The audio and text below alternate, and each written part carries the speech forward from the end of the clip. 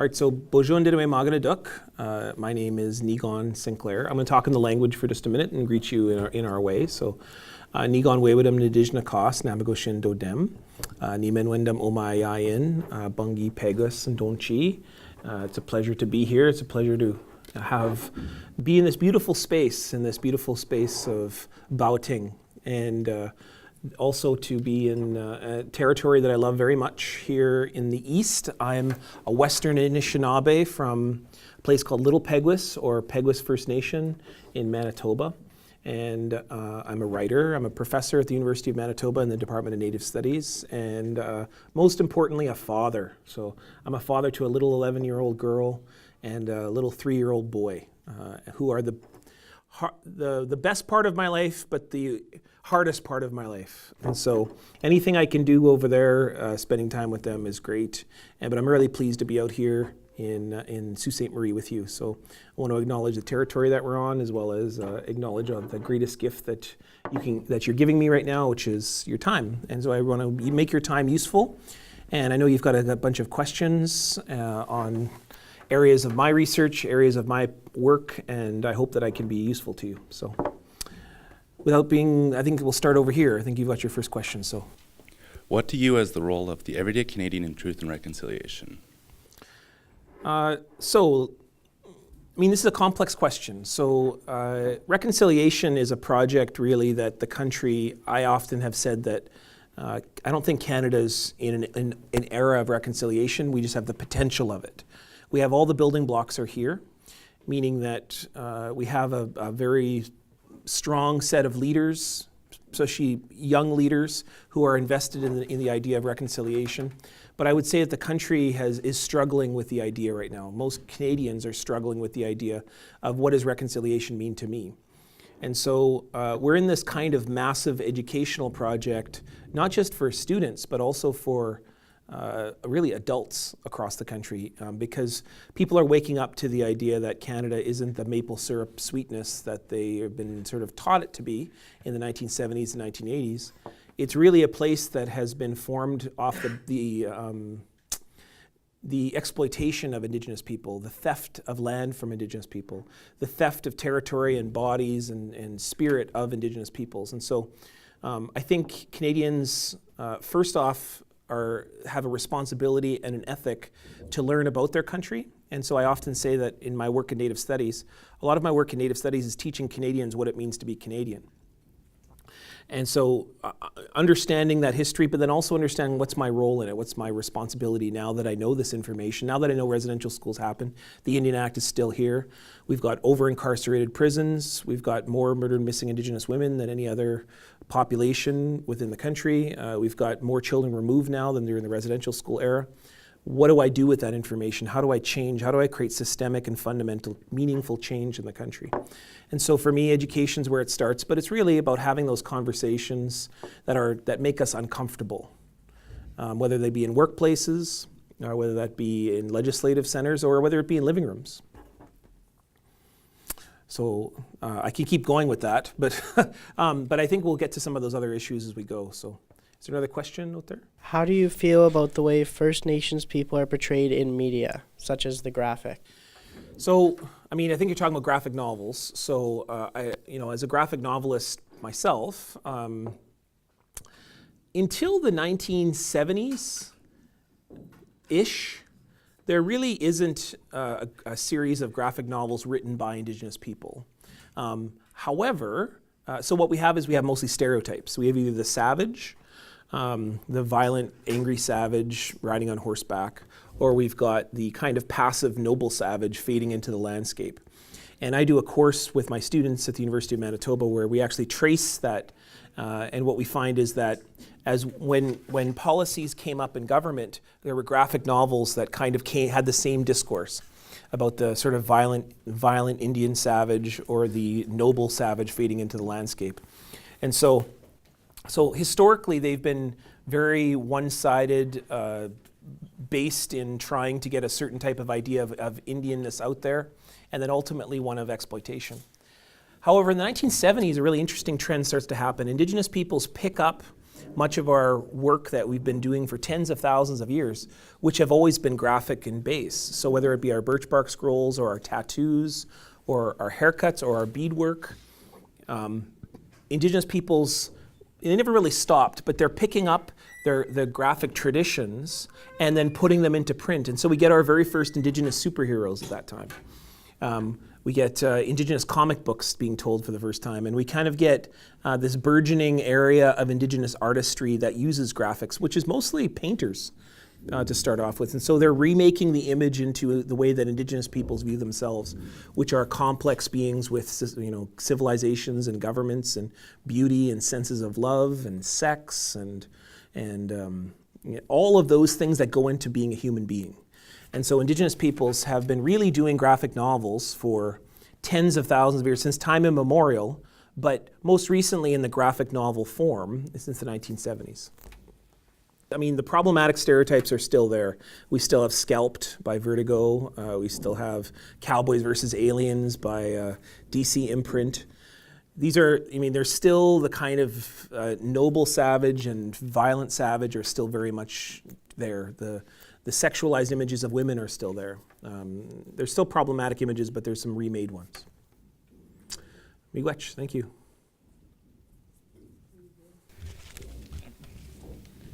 How should the Canadian justice system change for First Nations peoples? So, when I was a kid, I was lucky enough to, my father is a judge. And when I was growing up, of course my dad wasn't always a judge, he was a lawyer at one time. And so I used to follow him around. I grew up really in friendship centers and courtrooms. That's really where I grew up. I would follow my dad around northern Manitoba, and he was the only Indigenous lawyer really sort of practicing law in the north at that time anyways. And so I can remember when we'd go to court, grandmothers would bring their grandsons usually, dragging them to the court, which would be in a community hall or sometimes the band office or something like that. And they would line up and sort of wait for my father to finish court. And so I got to listen in on a lot of those conversations, and I got to listen in on what some of those issues were. You know what every single one of those young men were charged with? Crimes relating to poverty. They would usually be crimes related to needing, some money to do something. They couldn't find a job, or they were doing crimes because they were bored.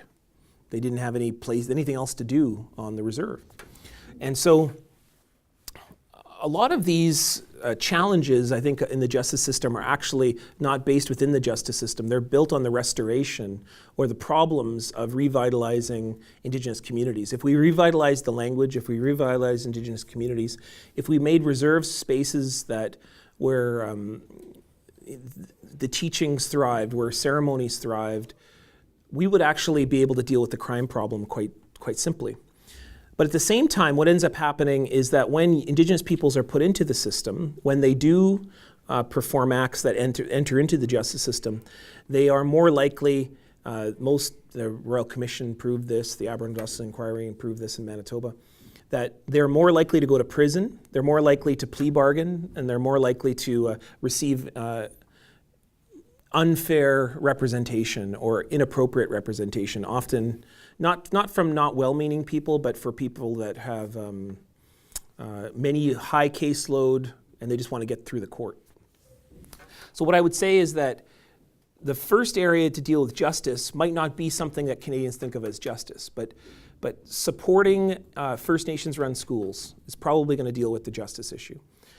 Engaging Indigenous revitalization programs on reserve and off reserve, and that involves things like language, youth programming, supporting families to be able to maintain their children and maintain taking care of their children. And then dealing on the top of that with all of the racism in the legal profession, the racism in the child welfare profession, all the racism within even the education profession. So justice, you got to deal with all those things. And then you can start dealing with bringing restorative justice into prisons, a cultural awareness program. A lot of young men that I work with in Winnipeg, in the Manitoba Youth Centre particularly, which is 82% Indigenous people in the Manitoba Youth Centre, it's not that Indigenous peoples are savages, it's that the system believes Indigenous peoples are savages and streamlines them into facilities like that. So if we get cultural awareness programs and then programs that support young fathers and young mothers, for example. But here's how the way it actually goes. The way that people want to deal with the issue of over-incarceration of Indigenous young people is they want to deal with them when they're in prison. But by the time they're in prison, it's not too late, but it's almost like doing it backwards. Why not deal and support Indigenous families and communities immediately at the direct cause when they're younger, when they're within communities, when they're within frameworks that they can guarantee success. So for me, that's where justice will begin. Miigwech, thank you. Why did you pursue higher education? Because my dad threatened me. Told me I couldn't come home. No, I'm just joking. What I would say is, I went to higher education. My first dream was to be a teacher, I think. So I chose education because I thought it was the most employable thing, but I also wanted to be a teacher. I wanted to work with young people. And so I really loved that for a while, and I did my first degree in that area. But then what I found out is that I wanted to do more work. I didn't just want to work in one school. Because the first thing that I realized when I was an Indigenous teacher was that I didn't just do one job, I did 3 jobs. I only got 1 paycheck, but I got 3 jobs. I had to teach not only students, but I also had to teach my colleagues and my administrative staff. And at that time, I was the only Indigenous teacher in the south end of Winnipeg, meaning that for a quarter of the city, I was it. I was the only Indigenous person that students saw, maybe other than custodian staff or teaching assistants, which there were those there too. And then the third job that I had was I had to educate my community. And I lived in a predominantly affluent area of Winnipeg with mostly Jewish people. I had 3 jobs to do, whereas every other teacher on staff had 1 job. And it's not to insult other people, it's that I got very burnt out. I had to do so much work within a day that I was running a volunteer without getting paid. I was running a volunteer program for young Indigenous people because there was a need there. Young Indigenous people on staff, in the student population were struggling. So I set up a noon hour program so that they would have a place to go where they could just hang out. They'd bring their friends, non-Indigenous, Indigenous, and we could just hang out and learn about smudging, learn about tobacco, or just hang out, just visit, just have bannock, hang out. And so I realized that there was a much bigger issue at hand, and so I started going back to university. Next thing you know, I was doing a master's degree in Indigenous literature. I loved writing. I love doing literary criticism. I love poetry, and so I started doing that. And then next thing you know, I did a PhD. I did a PhD in it, and then I got a job in working in Native Studies. I got a job to come home at the University of Manitoba in Winnipeg, and that's why I kept going. I kept going because I loved it, but I also now I work in areas that are much bigger than that. Now I'm really, instead of speaking with just one group of students at a school, I'm now speaking across the country at schools just like this every year, anywhere between 50 and 150 gigs that I do. So. Okay, so why would another Indigenous university be important in Canada? So right now there's one Indigenous university, and when I say Indigenous university, it's on an urban reserve, and it's predominantly Indigenous focused. Most of the faculty are Indigenous. It's run by Indigenous administrators. And it's been it came out of a college system, so that's the First Nations University of Canada that's in Regina. Now that university's had a bit of challenges, but I did work there. I can say a lot of good things about my experience while working there. And it's really remarkable to be working with an all Indigenous staff, all Indigenous students, and then you go to the library and the majority of the texts there are written by Indigenous people, or they're reflective of Indigenous communities. It's remarkable. It's something that I never really thought I'd see in my life. But it's in one place. It's in Regina. And I think that If there's anything that post-secondary studies needs in the country more than ever is Indigenous studies. Indigenous studies doesn't just teach about Indigenous people. It teaches Canadians how to be Canadian. It teaches land ethics. It teaches about how do we have relationships with the water? How do we have relationships with the sky? Treaties, we teach about treaties, but treaties are never just about agreements and people living together. They're actually about how to live. Like how to live not just in a place, but also globally. Indigenous peoples also have formed the basis for every single thing in the country, every single thing about to do with Canada that's meaningfully Canadian. Indigenous peoples have been at the core of that, whether it be the national anthem or whether it be multiculturalism policy or UN peacekeepers or democracy. Indigenous peoples were at the core of all of that. We invented those things alongside the people that we joined with. So for me, an Indigenous university would be a place that would engage those principles across the country, and it would actually make a much better country. It would make a much better and responsible and ethical citizenry so that they could vote competently. Universities, as it stands today, especially with the lack of Indigenous studies programs in the country, but universities as it stands today are, in my opinion, producing unemployable citizens because they're not competent to be able to vote on Indigenous issues. They can't understand why Indigenous peoples are, keep engaging the country in these dialogues around land and resources. And generally, they don't understand, so they end up complaining on CBC commentary boards or internet commentary boards, or they're complaining in newspapers, or they send hate mail to my office. Like, for me, that's a traumatized, that's a citizenry that is ill-equipped to be able to deal with what's happening today. Indigenous studies is not an option, it's a core. It's a core element of the country.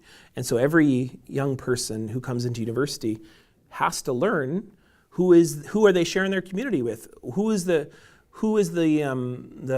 segment of the population that is now leading political parties, leading businesses?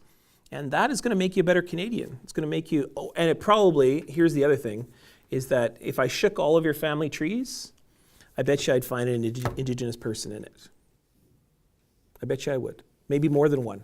It might be that person in your family tree way off that's unknown or not talked about, but it would actually help you understand who you are. It would help you understand your driver's license, that there's Indigenous words in your driver's license. It would help you that when you're walking on these streets, you're actually walking on trade pathways that have been traveled for tens of thousands of years. And it makes you understand that you are part of something significant, huge, and very complex. That's what Indigenous studies does, and that's what I think an Indigenous university would do for the country, more of them. Miigach. How has your family been affected by the residential school system? There's not one part of me that's not affected by the residential school system. So I don't even know where to begin with the question. But what I'll say is I talk about my grandfather a lot. My grandfather was a survivor. But I have many other elements that are survivors within my family, so direct lines that I can draw to residential school. But my grandfather's probably the most vivid one. So my grandfather was a guy that was removed at the age of 5 and then experienced residential school. He experienced not just education, the substandard education that he received, but he also he faced a great deal of violence in the schools, physical and sexual. At the age of 14, he lied to go and fight in World War II.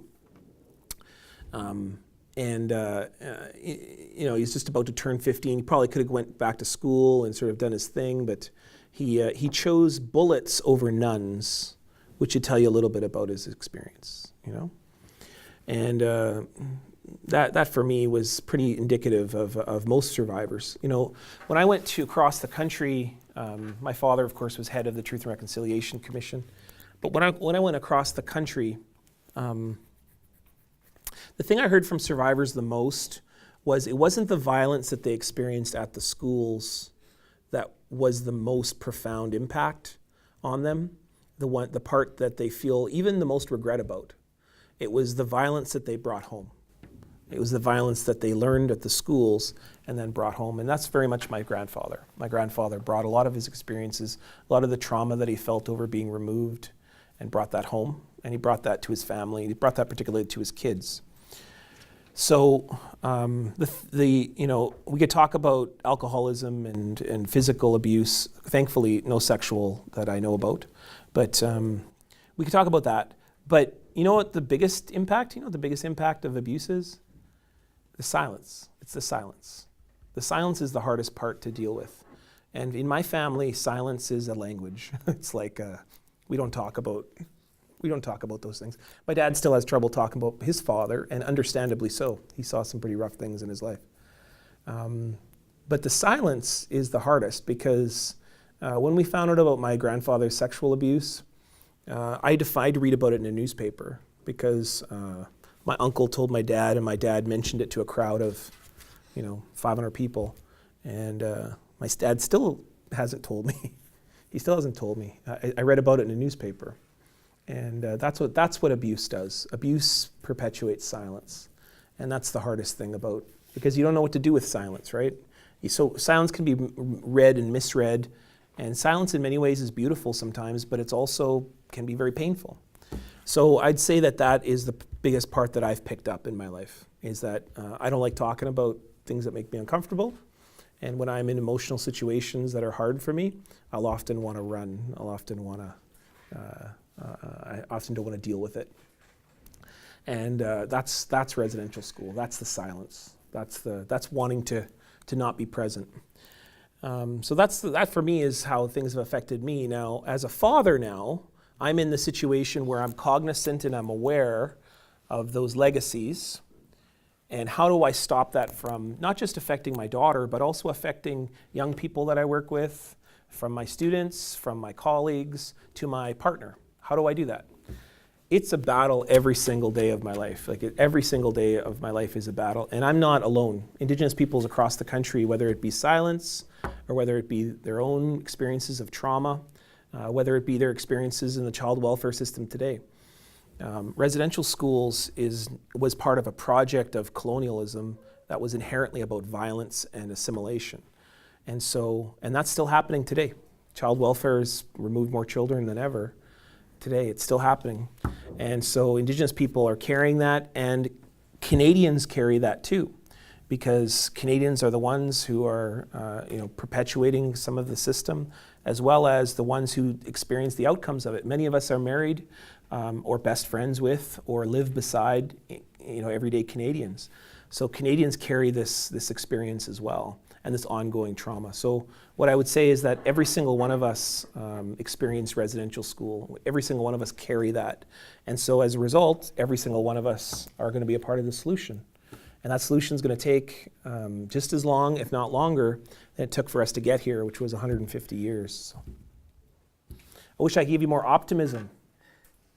I'll tell you this for optimism. I'll give you this for hope. It wasn't just pain that my grandfather gave to me, but it was love. So my grandfather, while he was a pretty tough guy, and he's a pretty violent guy, also taught me the biggest teachings about love, because he when I was born, he stopped drinking. He turned into the most loving, kind, giving guy I ever met in my life. And he made the rest of the family better. People started to like being around him. And people, I was so lucky enough that I got to be cared for by him. And really, when I say cared for, I actually cared for him, because he was quite disabled by that point. And he was deaf in both ears, and so he couldn't talk. But I would spend days and days and days with my grandfather. Not enough days when I think back now, but just spending time with him. And I got the gift of him. And he did that not because of the trauma and the violence that he experienced and the violence that he brought home. Because if he had drank himself to death, nobody would have blamed him. Everyone would have went, yeah, that's a sad story. Oh well, too bad. And how many of you guys know somebody like that? You know, somebody who's mired in trauma right now, right? When somebody experiences a trauma, it's like they have to get out of it themselves. You can't do it for them. So with my grandfather, it was the same thing. But when I was born, my grandfather stopped drinking. And he did that not because he wanted to, because my dad told him he had to. And so I'm sure that was hard. And maybe he drank, maybe he wasn't around me, I don't know. But he was never violent. He was always kind, and he was very generous. He was very loving. And as a result, that's all I know. All I know about him is love. And that's just one story. Like, so my grandfather picked me instead of the trauma.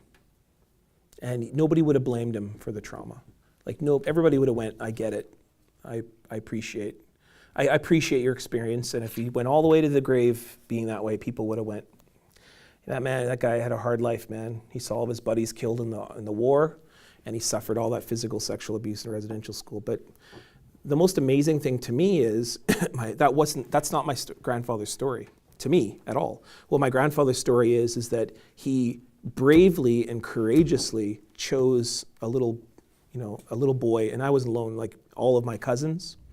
He chose to only show us love, like total, absolute love.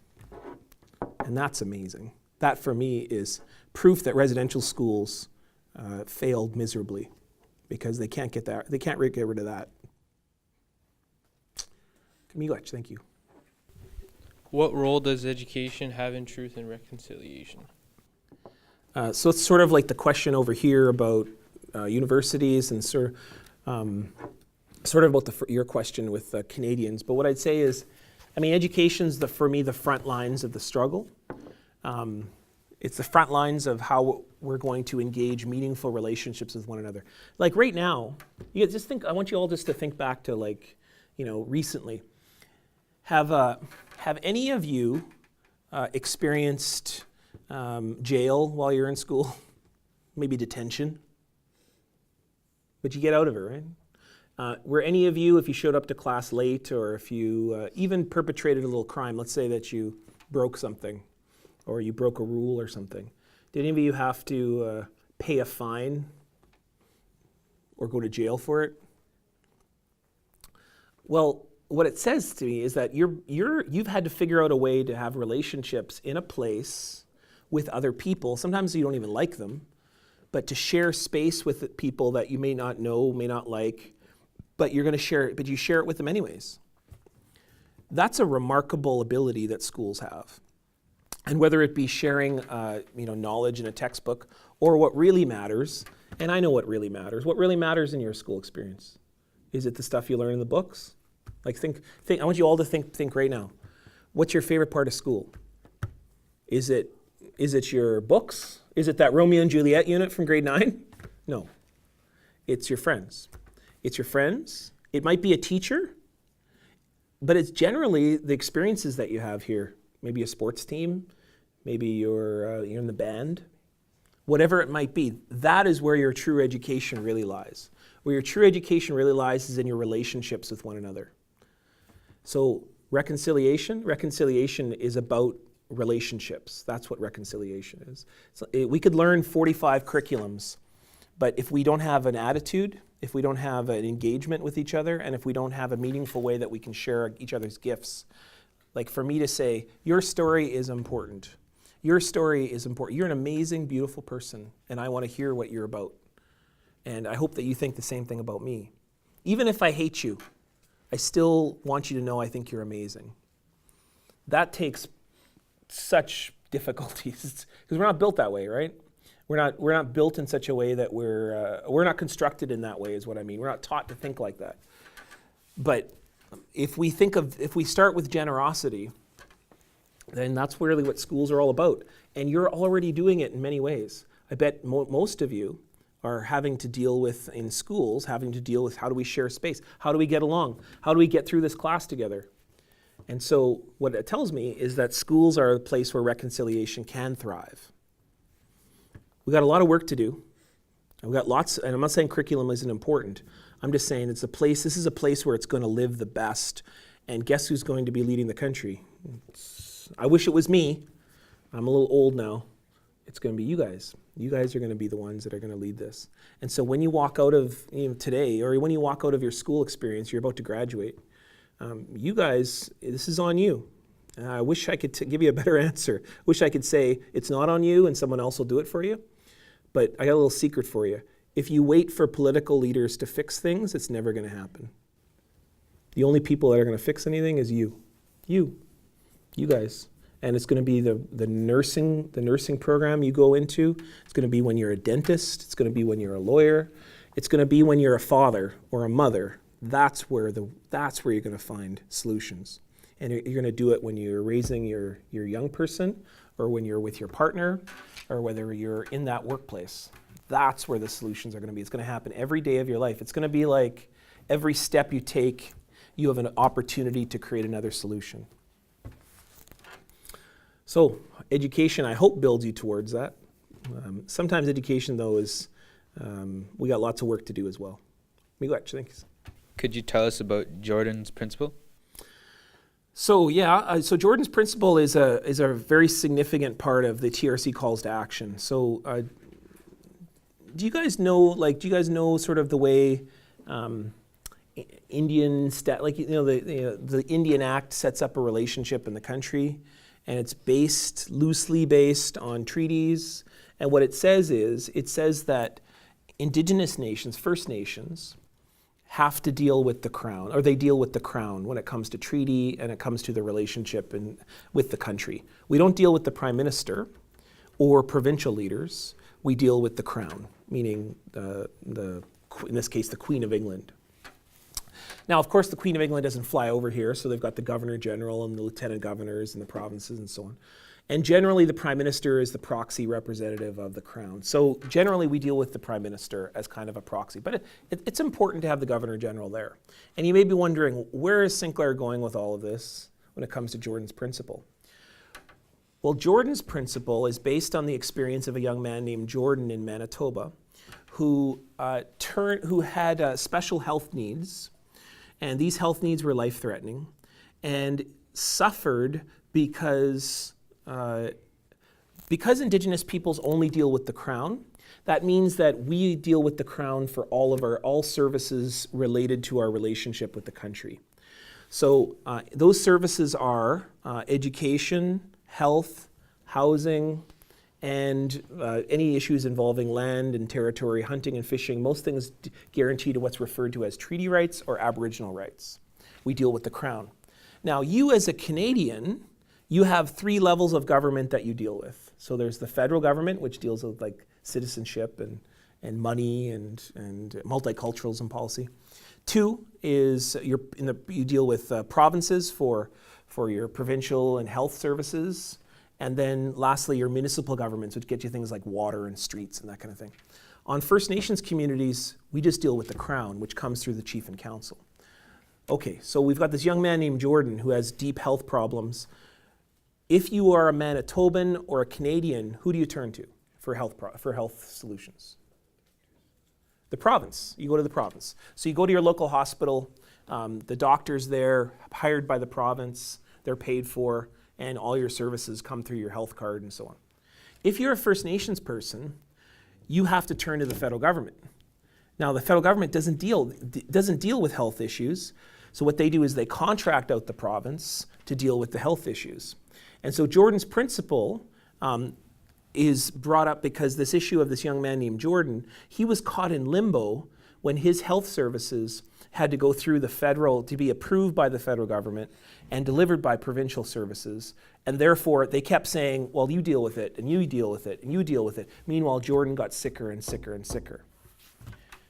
Jordan's principle is the idea that any young First Nations child can go to any health facility in the country, and regardless of whether they are status or non-status or what their complication is, they will receive point-of-care service like any other Canadian. But Jordan's principle is, why do you think it's so difficult? Like, why do you think why do you think the federal government took so long to look at the issue of Jordan's principle? Because it isn't just health issues, it's also leading to other issues like child welfare and justice and anything involving Indigenous services in relation to the federal government. This is the same situation, whether it be getting your post-secondary covered, whether it be getting a house, or whether it be having access to adequate pair of glasses, for example. Well, it's a legislative complexity set up by the federal government. A lot of paper, a lot of bureaucrats, and billions of dollars that goes towards administering Indigenous people without actually providing any services for. So it's more and more bureaucracy, and bureaucracies are a bit of a nightmare. So that's why Jordan's principle is so difficult to implement and make sure that there's services provided adequately on reserves. We still have the issue of boil water advisories. There's, many First Nations communities today that have boil water advisories. You can't drink the water. So, the issues are ongoing and very complex. So, Jordan's principle, though, is very simple, isn't it? Isn't it simple? But yet, it seems not when it comes to the federal government dealing with it. So. Miigwech, thank you. Have you ever experienced racism? Yeah, well, yeah, so when I was a kid, I come from a community that was removed in 1907. And my family stayed behind while our First Nation moved to what's now Peguis First Nation, which is in the North Interlake. Where I lived was the former site of the reserve. But nobody talked about it. Remember I talked about silence before? Nobody talked about it. So I grew up on a de facto reserve, but it was never called a reserve. But everybody I was surrounded by was Indigenous, except for a few people living on our street, but not much. I was surrounded by Indigenous kids when I went to school. I was surrounded by Indigenous people, and on the weekends, I spent the whole weekend in the Friendship Center with my auntie watching her play, 80 cards of bingo. You know what I mean? She should work for NASA, by the way. My auntie that's how smart she is. And we'd be surrounded by all Indigenous people, but I wasn't a reserve.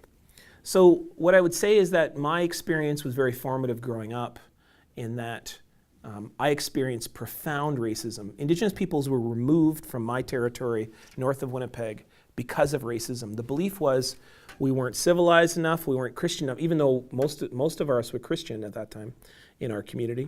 We weren't economically progressive, we were in the way. And so they forced us off the land, forced us to move to Peguis First Nation, and that's racism, period. There's no other way to describe that. We were paid $121 million in 2007 for that removal. Maybe make sure that, 2007. And so I experienced racism profoundly growing up. But there were other things that happened to me. I remember I played a lot of hockey, and I was on student council when I was in school. And I remember, but all my relatives were put in this remedial class. What we used to call 04, which was basically the class that guaranteed you never went to university. And they were always doing, whenever I go into that class, because all my cousins were there, it would all be kids that were doing workbook stuff, and they weren't doing anything particularly interesting or good. And they wouldn't really have behavior problems. What they did was they had long hair, tight jeans, and they liked heavy metal music. And there they were, ended up in this remedial class. And they were all Indigenous. And so clearly defined as Indigenous. And I remember my teacher saying to me, their teacher saying to me, why do you act so different? Why don't you act like an Indian? Inferring that I'm not an Indian because I liked hockey. Really, that was the whole thing that kept me in school. It wasn't because I liked school, it's because I liked hockey, and I kind of liked doing student council stuff. I liked speaking and things. And so that's what kept me in school. It wasn't the curriculum. I didn't mind the occasional work there, but I wasn't very good at it. I'm mostly a C and a B student. And so I experienced a lot of that kind of racism growing up. And then the other kind of experience that I grew up was I also grew up in small towns, and so I would often hear a lot of racism growing up, even from my own family. And I have a sort of a strong right-wing element through my mother. My mother's family is quite right-wing, and they don't know a lot of Indigenous people. And so I can remember my auntie one time, we were talking about I Don't Know More, and so quite recently. And I remember my auntie said to me, well, why don't you people stop complaining? And I was like, I'm your people. Like, it's not you people, I'm your people, Auntie. And for me, that's kind of like a weird, I think that for a lot of Canadians, racism is so pervasive that it's kind of something people don't even notice. It's a part of everyday discourse. Because it's not that Indigenous peoples are complaining at all. Indigenous peoples are engaging the country in a dialogue over what are we going to do with lands and resources, and how can we keep ourselves from killing ourselves by creating more pipelines and creating more oil sands. It's not that Indigenous peoples don't want an economic future. It's that they don't want an economic future that's going to kill us all. So for me, like, it's just basically understanding the issues. Racism is easily solvable. It's really just through reason and dialogue, engagement, patience and kindness, but also some forcefulness when a lot of ignorance comes to the forefront. So, but also saying to people in the country, I'm your people. How are stories important for understanding Anishinaabe people? Our whole life is a story. So everything about who you are and what you are is a story of who you are. I want you all just to think for a moment about your life and about who you are, your family, how your family got to be here, whether that be maybe they came here on a boat, maybe they've always been here. How about your family's experiences, how your parents met to make you, how their parents met to make them, how their parents then met and made them, which resulted in you. Your story of who you are and what you carry in your, what we might call a bundle, or in your bag, or in your life, in your hands, there's no one else in the world that carries that. You are an absolutely unique human being. And the story that you carry, not just in your hand, but in your blood, in your mind, in your heart, in your spirit, all of those elements make you who you are. And those are yours. No one else has those. So what I say to my students, and I'll say to you here, is when you have a gift, it's like that lasagna you bring to the potluck, right? You work really hard on it, and you bring it, you want to share it with people. That's your story. You've been working on this story your whole life. You've got the most amazing story, and you've made it. You've worked very hard. You've cooked it. You've layered things really beautifully. And how are you going to treat it now? How are you going to give it to somebody else? You're going to give it just throw it to the side. If you treat your life and your story as not something important, why would anyone else treat it important? But if you treat it like it is, which is the most beautiful story ever told, which is what you are. You are the most beautiful story ever told. If you treat it like that, then that is how people will see you. And for us, that is how Anishinaabe see you. That is how Anishinaabe see ourselves. That's how Anishinaabe see not just human beings, because our story, we like to think of our stories as the most important ones, but really the most important stories are the ones out there. The ones of the trees and the water and the earth and the sunrise, the moon, the sun. Those are the stories that were like mysterious. They're like rich and so powerful. We know a little bit about your story, but not very much, a little bit. Those stories out there are the ones we can really learn about methods of life and theories of life and ideas of life. So for us as Anishinaabe, our whole life is trying both to understand our own story, how to tell our own story, see it as beautiful, but also understand the stories of others. I want to hear your story. I want to hear your story, and I want to hear the story of the rest of creation. That's really what life is all about. When I go to my auntie's house, she'll say, "Sit down, my boy." And then she'll get me a cup of tea, and maybe she'll give me a hug, or then she'll sit down beside me and she'll say, "Tell me about your day, my boy. Tell me about your mother. Why hasn't your dad come to visit me lately?" And then she'll say, "And tell me about how you are, my boy." And then what's she really saying? She's saying, "Tell me a story. Tell me a story. Where have you come from? Tell me about what you've seen." I'll tell the story, and then at the end I'll say, "And you, Auntie, tell me about you." So really, the currency of life is story. That's the way we live. And whether it be novels, poetry, which are understandable kind of stories, we think of as stories, but also the ways that we offer food to each other and gifts to each other. Time. Those are all stories as well. So for Anishinaabe, everything is really made up of story. Niigaanwewidam. Could you tell us about the difference between education funding for First Nations compared to non-Native students?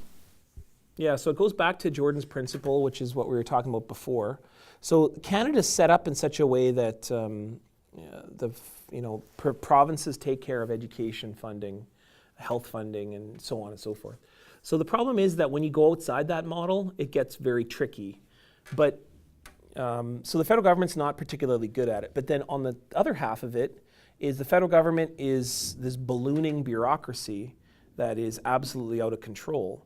And so while billions are earmarked for First Nations responsibilities, because we have an Indian Act that inhibits any economic growth on First Nations, can't get a credit card, can't get a housing loan, can't have a business loan. None of those things are possible on reserve. So what happens is the only economic production happens from chief and council. Chief and council, or if they're able to negotiate an agreement perhaps with a company or with a corporation or some kind of provider to a First Nation. Very once in a while you'll see sort of interprovincial, so a province will make an agreement with the First Nation for a casino or something like that, but those are rare. So what ends up happening is that the federal government is the lion's share of funding for First Nations, which are under treaty responsibilities and Aboriginal responsibilities. And then those funding inevitably goes to chief and councils that are overwhelmed with requests. While every Canadian has 3 levels of government to deal with, First Nations have one set, chief and council, which deals with the minister. Chief and council has to not only deal with education as an issue, but also has to deal with all the other issues.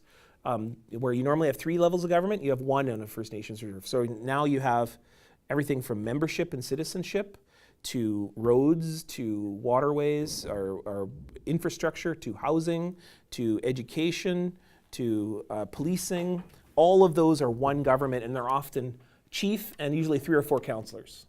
Like the most minimal style of government ever, which leads to the biggest challenge on reserves is the fact they're overwhelmed, totally overwhelmed with the challenges. It's not corruption, it's overwhelmed. And the problems with First Nations funding of education is that inevitably what happens is that it gets caught up in that mold. So that while schools are given a package of funding from the minister, they either sometimes get enveloped into other challenges within that community, or if they are earmarked directly for schools, they're chronically underfunded. The First Nation schools are 2/3 chronically underfunded than any other school within the country because of this all the challenges of the model that I just described. Feel optimistic yet?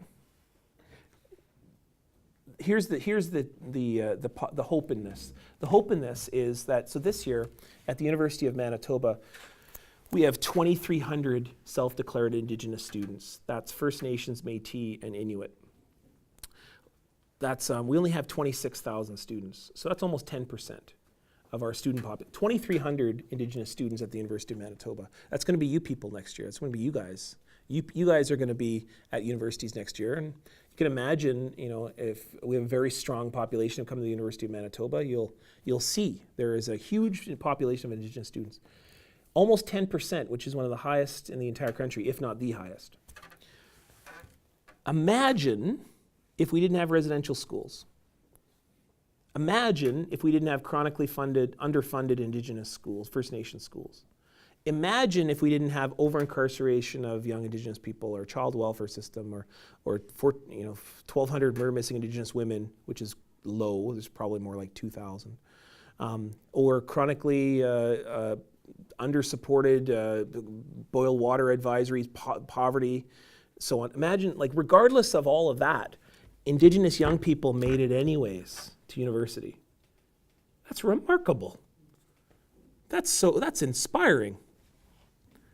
But it doesn't have to be that way. That's a crazy thing, is that if we took care of the funding inequity and then also the broken relationship of Canada and First Nations, imagine how many young Indigenous students we would have at university. And if university is a good barometer, It's a good place to start, good place to get your career, but also colleges. Sometimes people go to trades. I mean, Indigenous people are making it regardless of the obstacles, but how many more could be making it? How many more could be entering into the mainstream? And frankly, we have a massive challenge in our community in that Indigenous populations are growing exponentially, and the baby boomer generation is retiring exponentially. So guess who's going to be taking care of you people? You guys. Who's going to be driving your bus? Who's going to be leading your political party? Guess who's going to be living beside you? It's going to be an Indigenous person, especially in this neighborhood, this area of the country. Manitoba particularly, I can guarantee it's going to happen in Manitoba, but it happens out here as well. So for me, it's every Canadian's interest to deal with the chronic underfunding problem, but also the other issues, all the other issues I've been talking about for the past hour. So, Could you talk a little bit about I Don't Know More? Yeah, so I Don't Know More, of course, was, do you guys remember that? Do you remember? You know, for the most part, we were engaging the country in a dialogue, very meaningful dialogue in 2011, late 2011, early 2012. And I Don't Know More was exciting for me because it was really one of my first forays into activism. I'd grown up as an activist. I had been in the occupation at the legislative grounds in 1990, sort of seen it and witnessed different moments throughout history during the Royal Commission on Aboriginal Peoples and so on, and during the occupations throughout Ontario.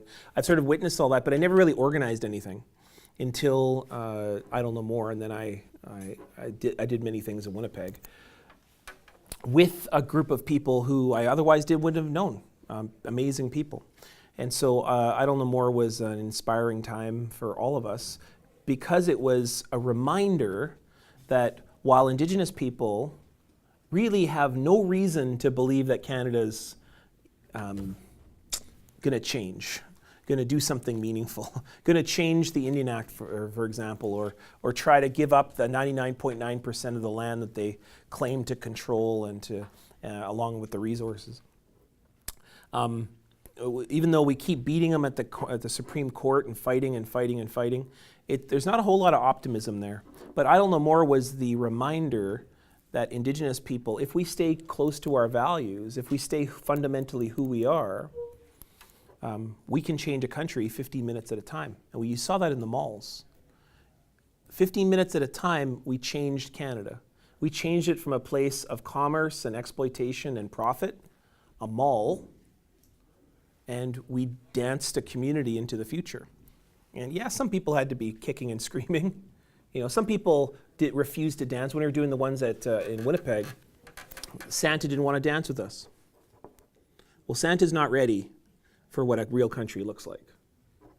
Because for us, a real country is when people who even disagree with each other, say, let's dance together, let's figure each other out. Let's stop building pipelines until we figure out a way that we can ensure that there is environmental protections. Oh, it turns out there's no environmental abilities for pipelines? Well, maybe we think about another life without pipelines.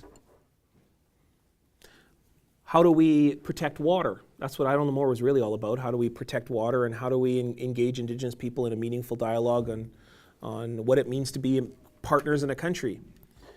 Well, we certainly don't just keep hammering through laws that exploit and ignore and assimilate, but we actually engage each other in a dialogue where it says, I'm your partner, I'm your family member, I am somebody who's not going away anytime soon, so how are we going to share the land? That's for me what I Don't Know More was about. And malls were the best place to demonstrate that. And for 15 minutes at a time, we had 4,000 people in Saskatoon, we had 3,500 people at Polo Park, all around Christmas of 2011. And it was Indigenous people, and women, young women particularly, who were leading that movement. And they were doing that not because they are a bunch of hippies, it's because they were truly engaged with what it meant to be Anishinaabe or Nehewak or Cree. They were truly what it meant to be an Indigenous person, whatever nation they came from. And that was the most beautiful thing of all about I Don't Know More. Well, first of all, miigwech for all your questions. I know that you put a lot of thought into those, so miigwech for that, and for all your time. You know, time is our greatest teacher. It's what we put into our medicines. It's what we put into our degrees, or in your cases, your diploma. The greatest thing you are doing is right now, for me. The greatest thing you could give to me is what you're doing right now, which is your time. And you really know that when somebody's passing away. If you've had anybody pass away, either a member of your family or a grandparent or something, you really know that time is the biggest gift that you have. You really want that time with that person when they're traveling off to the west. And so I really, hope that you see all the things that have gone into your moment today, like your time today. So we have a phrase that I said at the very beginning today, which was Niigaanwewidam omayayan. Niigaanwewidam is I'm joyous, and omayayan, which is for the things that have led me here. And for the things that have led us to be together, omayayan. The best thing about that phrase that makes me think how amazing life is that think back to all the things we talked about a little bit earlier, all the things that led you to this moment, your parents' meeting, their parents' meeting, and so on, and making you. But then the fact that it's not just humans that made you, it's also the millions of things that could have happened that would have led you in a different direction. So maybe it would have been a snowstorm that stopped your parents from meeting, or maybe it would have been a job that led their parents to whatever. Our lives are full of non-human relatives who have helped and contributed to who we are. That's amazing, because what that means is that you are plugged into creation. Creation made you to be here now. It is remarkable if you add up all the infinite things that have happened to me to lead me to right here, good, bad, ugly, great, and the things that have led you to here. Not just your work in high school, but also your parents, and then all the new non-human relatives that made choices and influenced you. And here you are. Niigaanwewidam omayayan. You are here. You are here because of a reason. And that is your gift. Your gift is that you are here right now, and you can do anything you want with the next step. Just feel that. Feel that right now. You can do anything you want with the next step. Where are you going to go? What's going to be your gift? What do you want to do to create a different 150 years than the past 150 years, which has not been great? It's been great for some people, not great for others. What are you going to do, and which direction are you going to walk now? You have that power. You have that power. And as you've shown me today, I trust nobody better to make the next step than you guys. Our country, our community, my children are in good hands when I think of people like yourselves. I really believe that. And every single young person I've met, whether it was this morning or whether it's right now, is inspiring because of the stories that you carry. And if you carry those stories with dignity and with power and with generosity, I know that we'll get somewhere. We'll get somewhere good. And I hope it's sooner than 150 years, but I have absolute confidence that we'll get there.